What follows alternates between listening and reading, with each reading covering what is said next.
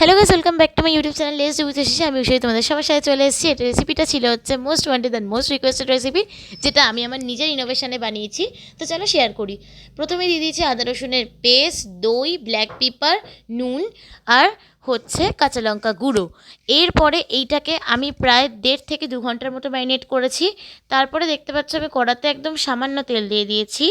এইটুকু তেলে হবে না কিছুই। তো এরপরে দেখতে পেয়েছো দিয়ে দিয়েছি এখানে আদা রসুনের পেস্টটা। আমি আর করিনি, আমি রেডিমেড পেস্টটাই দিয়ে দিয়েছি। তারপরে দেখতে পাচ্ছ একে একে ওই ম্যারিনেশন করা চিকেনগুলোকে আমি এখানে দিয়ে দিচ্ছি। তারপরে চিকেনগুলোকে দিয়ে যখন দেখবো যে একটুখানি ভাজা ভাজা মতো স্মেলটা আসছে, তারপরে আমি একটু ম্যাগি মশলা ছড়িয়ে দেবো ওপর দিয়ে দিয়ে তারপরে দেখতে পাচ্ছ আমি এটাকে খুন্তি দিয়ে নাড়ছি।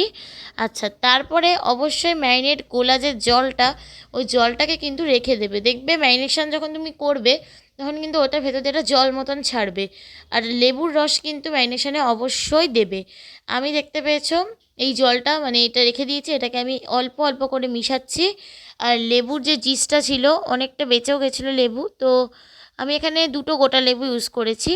তো এই লেবুটা আমি দিয়ে দিচ্ছি। এরপরে আমি আমার স্বাদ মতো একটু মিষ্টি দিয়ে দিচ্ছি, যেহেতু মিষ্টি না খেলে আমার চলে না, তাই জন্য মিষ্টি দিয়ে দিচ্ছি। আর রেসিপিটা রেডি হয়ে গেছে।